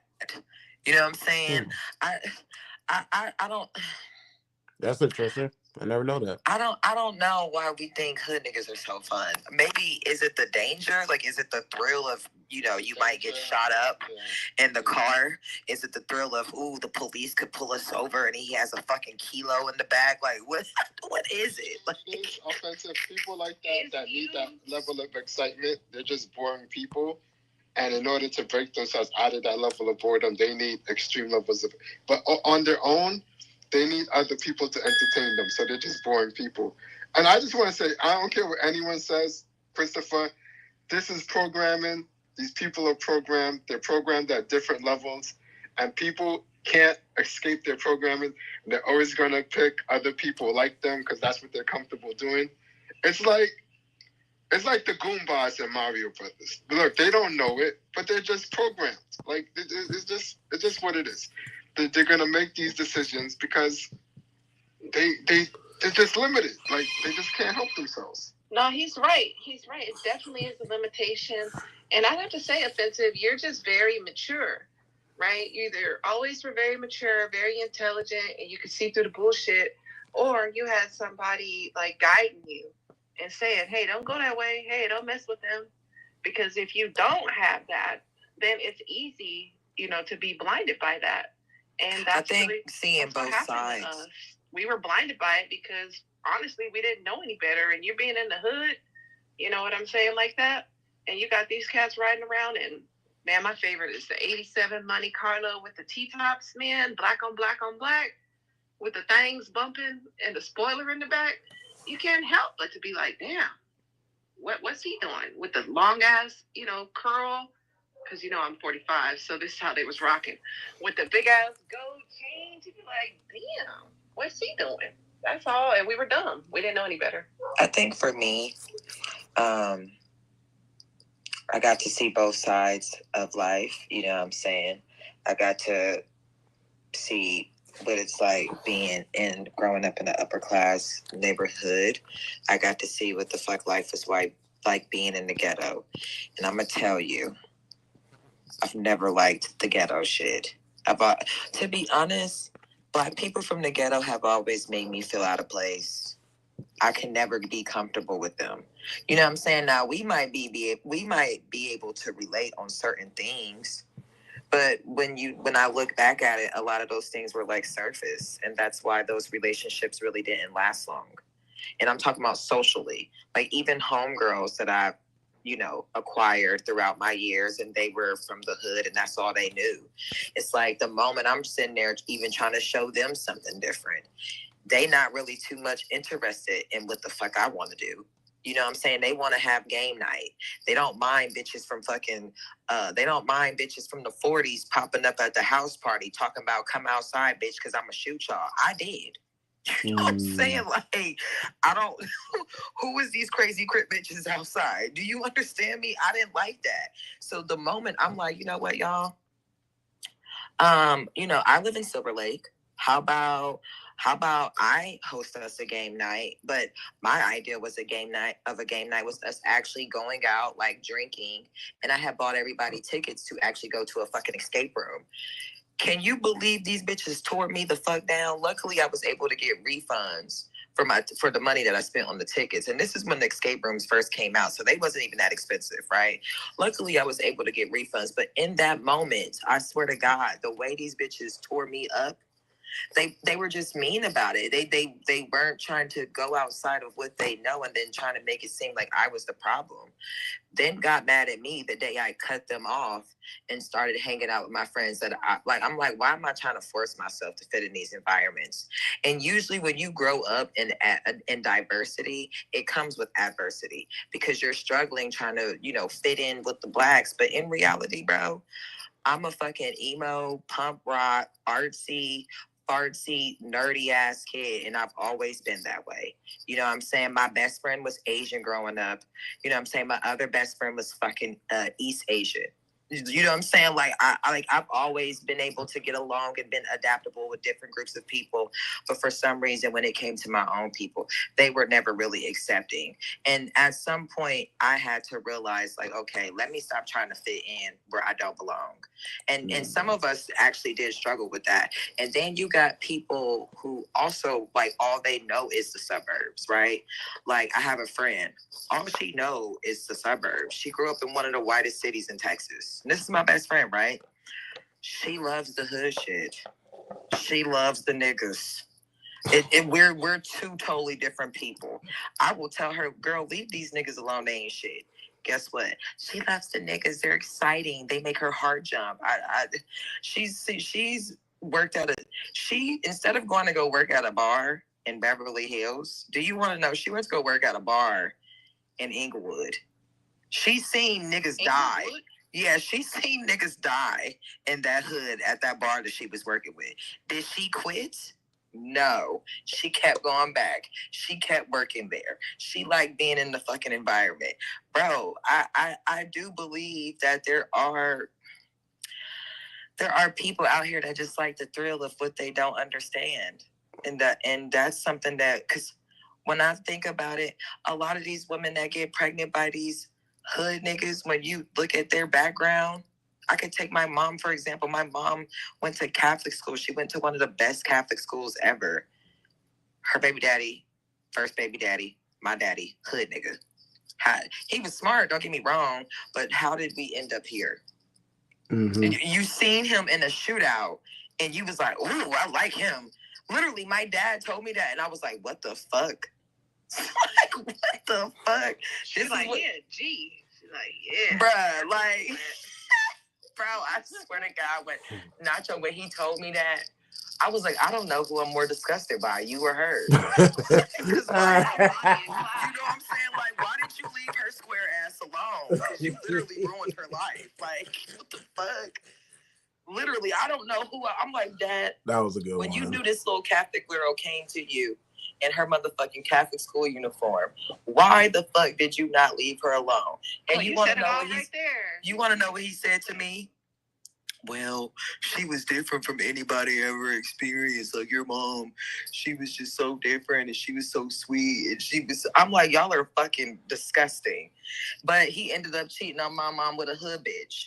So now I got a ghetto ass sister. So y'all, I don't know. But, I think we need to think about the psychology and the root of why people make the decisions that they do. Yeah, right. And I was gonna say, because that goes to the idea of you're always attracted to your opposite, and because I know a lot of people like to talk about hip hop, not knowing that the most consumers are white suburban kids who don't relate to what certain rappers are talking about. And I can make the argument certain black people don't relate to what rappers are talking about neither, but that's a conversation for another room. But they're so enamored about the storytelling and the possibility of how it sounds, so they want to be part of it. So that goes to your friend who stayed in a suburban area somewhere in California or LA somewhere. No, she's from Austin. Austin. That's another conversation. We'll talk about that later. But wants to go work at a bar in the hood where all the hood shit happens, but she keeps coming back. She keeps going back for whatever reason. We're just attracted to things that we don't see in our everyday life. So we're interested in and we want to dive deep into it. I think that goes to your point, that's a psychology worth discovering, figuring out why, and how to just to say, you know what, this ain't for me, walk away. I think some people just want to be around their people, and in some places, that's the concentration of black folk, right? Unless you want to go and be around a bunch of others, right? Kind of where I live, it's not a lot of black folk, right? There's little pockets and stuff, but you got to go and hunt. Back in the day, it wasn't like that. Even for gentrification and all of that, they raised all the prices and ran everybody to Texas and Atlanta. But I think that that's okay. I think it's okay to want to be around your people. And so people crave that, even if it means being in dangerous positions, right? If you know what I'm saying. Like my mom, for instance, she could have moved us out of the hood a long time ago. My mom's a Vietnam era Navy vet. You know, she was stationed in the National Park Service living in Yellowstone when she got pregnant with me by an old mountain man. That's where I came from. You know, so she didn't have to be here. Or she just kept coming back. You know why? Because she liked to be around her people. And I think that that's okay. I wonder and worry about people who like, oh man, I can't be around my people. And y'all run and scurry somewhere else. I wonder about y'all. Okay. That's interesting as well.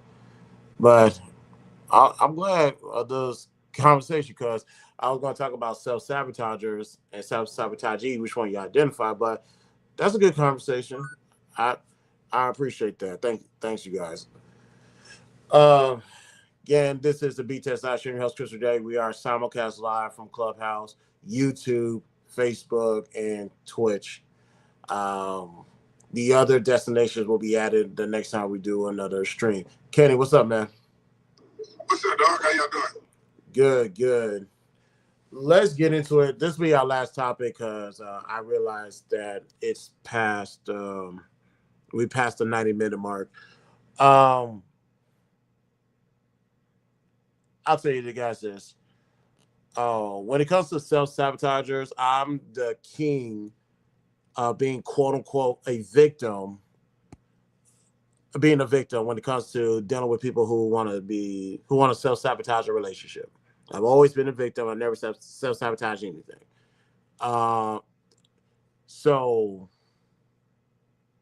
I wanted to know like what goes into the psyche of somebody, because I think we were speaking about it earlier, how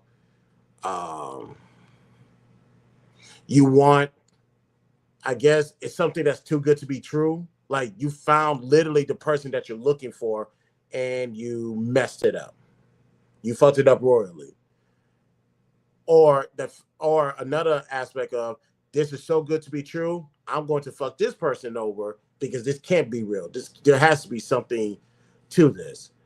So always ask people, were you the self-sabotager? Were you the self-sabotagee? And how did it come to this? Like, what about you says I gotta blow this shit up before it gets blown up on me? Like, what I want to know, what are people's psyche into that? Like, what goes into that thought process? That's a really deep question. Hey, honey, can we bring honey up and David? That's a really deep question. I know for me, my psyche was, you know, my, the parasympathetic nervous system is. Do you know what that is? What system? Parasympathetic nervous system.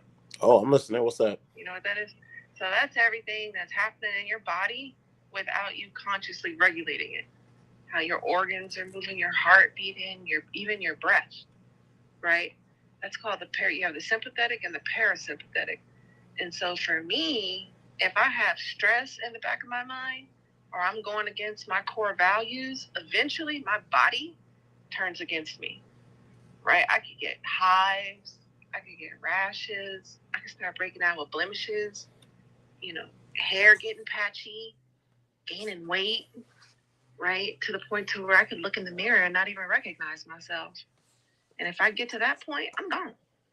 And I don't care what I have to do to get you to find me unattractive. I'm going to make myself so unattractive to you that you're going to drop me off at the nearest bus station. Do you know what I'm saying? Or just get a restraining order. I don't know about a restraining order, but some men, they don't want to let you go, right? Yeah, they're going to be in jail. Yeah, so you have to make yourself unattractive. Like whatever it was that they liked about you, you just stop doing that. I didn't know women do that too. And cut off all your hair. That's a good one. I didn't know y'all do that too, because that's cut my off all trick. that hair. He'd be like, "Bye, girl." But my trick definitely be like make it so that she breaks up with me before I break up with her. I ain't know women do it too. I thought y'all could just break up. But why? But why though? Like, what is the psyche at play to justify that?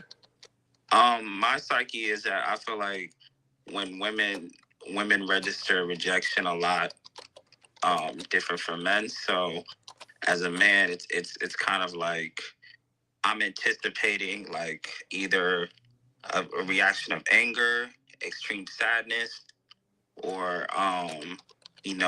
discontentment to the point where I don't even want to see what her reaction is when I break up with her.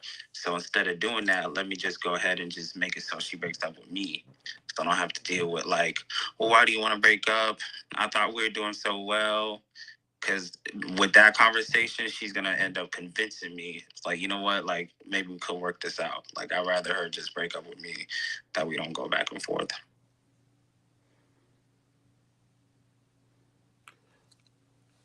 I'm still lost of words for this topic whenever it comes about, because I guess What topic? it's just self-sabotaging. Like, what's the psyche behind people self-sabotaging a relationship? And I'm acting this from the standpoint of being a victim versus the actual perpetrator. From the victim perspective, you're trying to figure out from the victim perspective? Well, I'm listening to those who have engaged in that, so trying to figure out why. What's the point of self-sabotaging? Well, it's not that they really want to do that. It's almost like they have this pre-notion that they probably have like bad luck. So when things are going well, it's easy to revert back to what is normal. Things don't ever work out. So they actually in their head, they're already thinking that it's not going to work out. So why even try, even if it's going good? So it's just going back to reverting back to what their normalcy is, and that's that things don't work out. They used to bad relationships. Right. So it's easier it's the people normalize and get comfortable with trauma. So usually that's what happens. They comfortable with that. So anything that's not like that, it feels kind of strange and weird. Right. And Ski Mask said on YouTube, I mean, a simple "this isn't working" and an explanation should work with adults. LOL. And I get it. So to that point, I think it was just articulated. Just say, you know what, this is not going to work out. Like this is too good to be true. Let me just go my. Let's just cut our losses here, go our separate ways. Yeah, they could just simply say, "I'm not ready for the goodness that you're bringing. I'm uncomfortable." Right? Because it's just a matter of they can't receive the goodness that you're bringing. So it's easier to dismiss it. So then look at it this way: it's easier to dismiss it than to hurt you because they know that they can't handle it. So they'd rather just dismiss you than to keep you. Because they'll eventually hurt you and they know that. That's just them basically telling you they're not healed from their last situation. They're not emotionally available. So they want to make it look like it's on you so it'd be less hurtful to you. So if you break through the breakup, it's a different type of feeling than the person that's breaking up with you doing it. So if you're like, "I'm done," and they make you feel like it's all you, then it's just more justifiable in your head. But really, the reality of it is they was gonna break up with you in the first place because they just couldn't handle the relationship. But it's easier. It's less traumatizing to you to break up. For the victim that's been victimized with it, this is easier for you to break up with them. Because if they break up with you, you're going to be asking all the questions of why, this, that, another. But if they give you the reasons, there's no questions to be asked. You're breaking up with them based off their behavior. But they induce those behaviors on purpose. You see what I'm saying? Yep.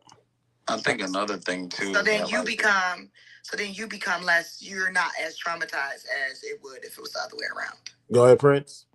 I was gonna say another thing is like when I say for me in my past when I'm happy, I don't want to be blindsided by me being happy and me thinking that things are working out, and then all of a sudden you're just like, this is not working out. I'm just like, hold up, what the fuck? So when I was in those situations where I had that doubt of like, how long is this happiness gonna last? I put myself in situations where it wouldn't last because I just kept thinking about that, and then I would get into like the self sabotage or whatever you call it, and I I'll start just making sure that they leave like I think that they're gonna leave. You know what I'm saying? So I'm just not doing what I'm supposed to do as a partner, slipping up on certain things, and just making making my own enemy out of myself. Like just because I feel like the eventual it's gonna end with them leaving, so they might as well leave when the relationship's not going well, rather than them blindside me when I think things are going so well, and then they all of a sudden want to leave. That's fear of failure. That's the fear of failure. And even if it ain't gonna fail, in your head, you're telling yourself it's going to fail. This is your past experience that you're living in. So that means that you're living in a traumatic state. So everything that comes forward that feels good, you're gonna be in fear of it failing. So you're just gonna make it fail, just so you can get the result that you got from the past. And it's easier that way in your brain. So right, your brain is less stressed when you know that you can make it fail and you're in control. So a lot of people have a level of they have to be in control of the outcome. They just can't let the outcome be what it is. So they create the environment where they can get the outcome that they can control. So the fear of failure is a huge thing. And for most people, and that's why most relationships don't work out, because the fear of failure will make you do all type of things to get the conclusion that you have preconceived in your head. So some people just go ahead and put it out as misery because they can't, and it goes back to they can't handle it. They can't handle feeling good. They don't know how to process that. So sometimes when you can go through so many traumas of bad relationships, right? Then you just get the set ideal that no relationship will ever work out. So any relationship that feels good, you're in your head, you're like, nope, Your brain's telling you, nope, this ain't gonna work out. This only gonna last for so long. So you hurry up and do some things so it can actually go south. So it's fear of failure for the most part. Okay. Just a basic way of putting it. That's okay. I get it. And matter of fact, one time, a lady said, you know, maybe it's because how you disrespect, how you treated women in the past is probably why I feel like a self-sabotager. Needless to say, I wanted to super kick her head off her shoulders, but I exercised a lot of restraint because that's the epitome of gaslighting. Nerd, what's up, man? Wait, say it again. A woman once told me that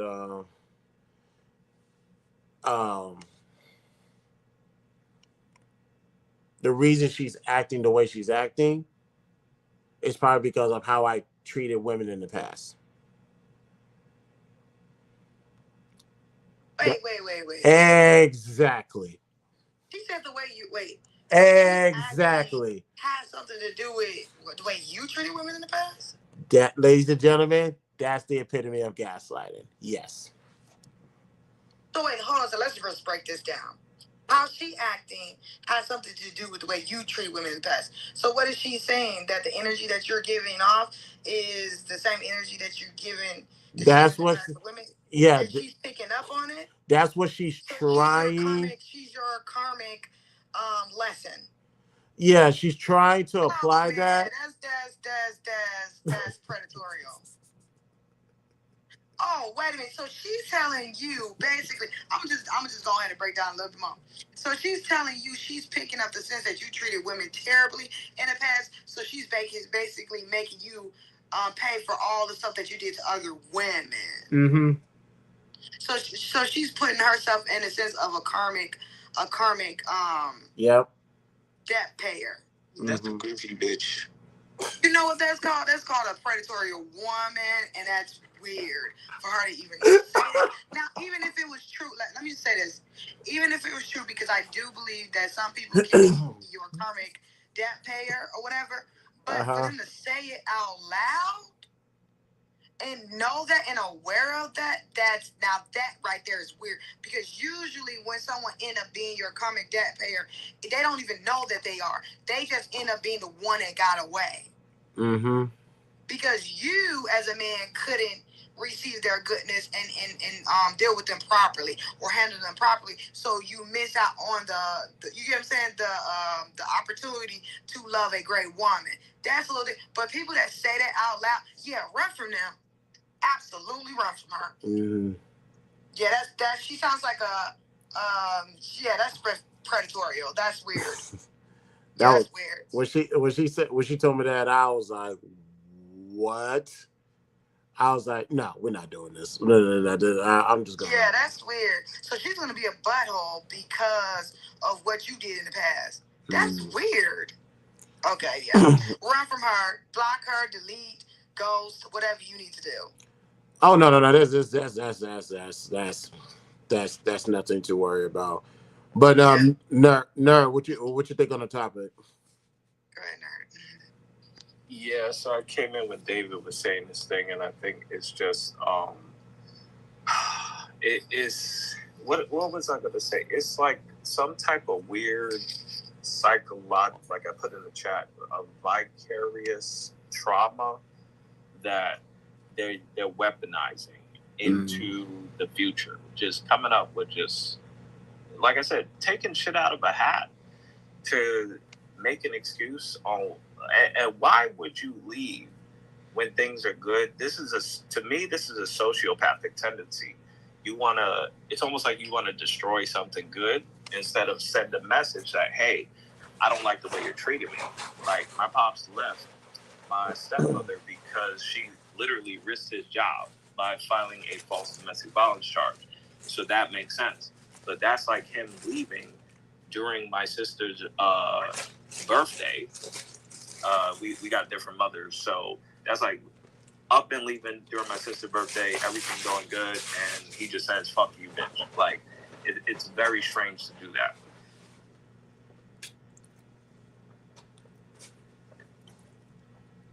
Yeah, that's. Hey, I just don't. This in combination with the room we did last week, yes, provide a level of insight. So definitely gonna take all that into consideration. So I appreciate that. And so let me just say this: some people is just mean. Some people is just mean.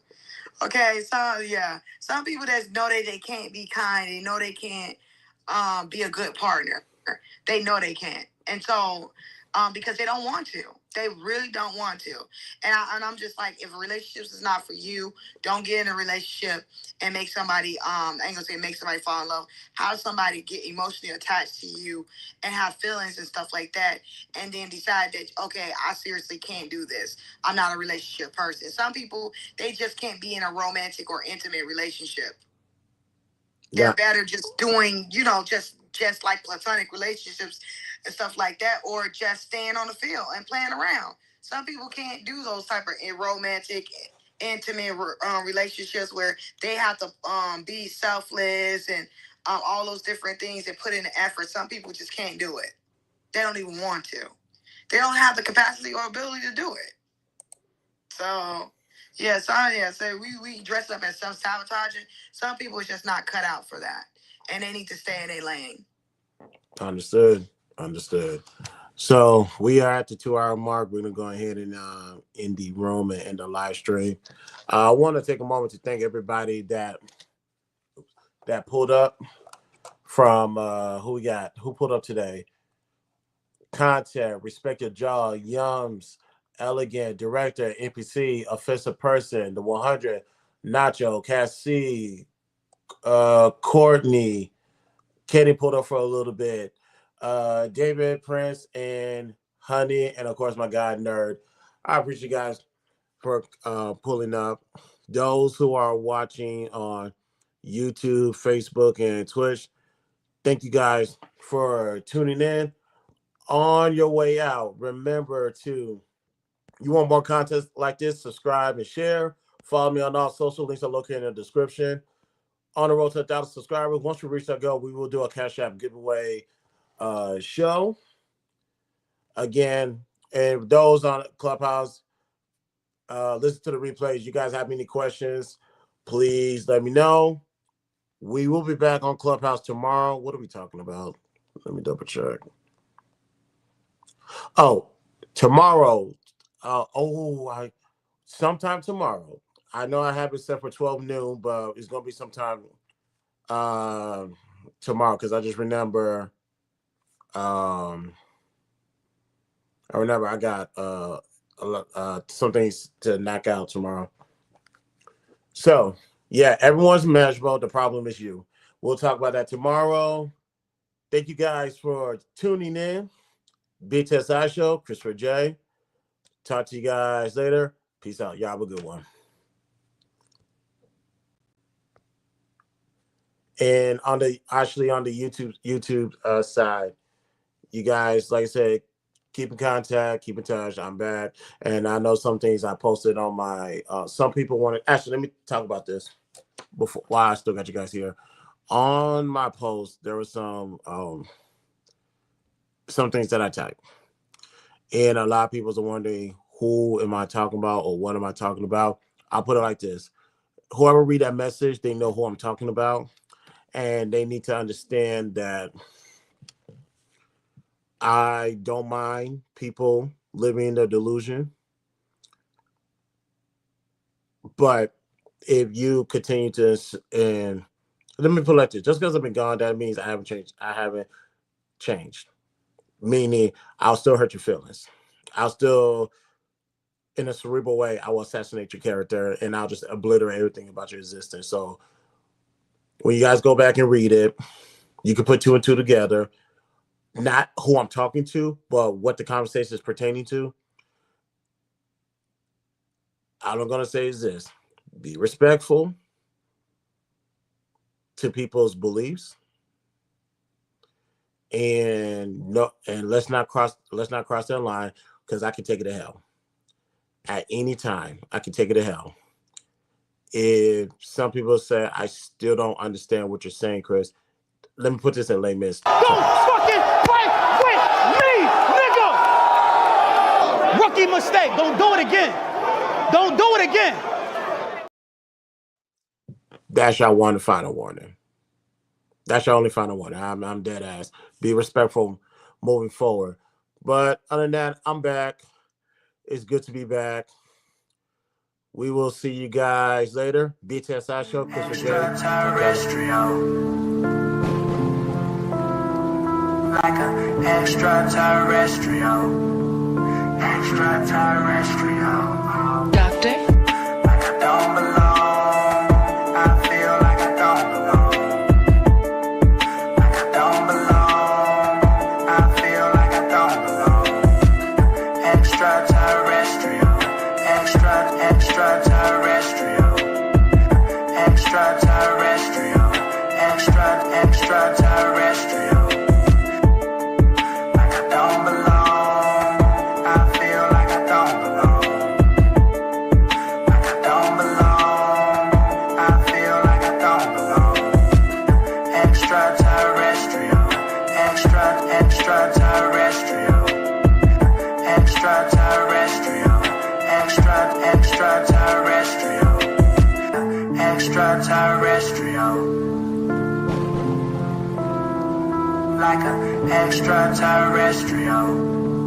Extraterrestrial. Like I don't belong. I feel like I don't belong. Like I don't belong. I feel like I don't belong. Extraterrestrial. Extraterrestrial. Extraterrestrial. Extraterrestrial. Like I don't belong. I feel like I don't belong. Like I don't belong. I feel like I don't belong. Extraterrestrial. It's a mess, but hey, don't even worry about it.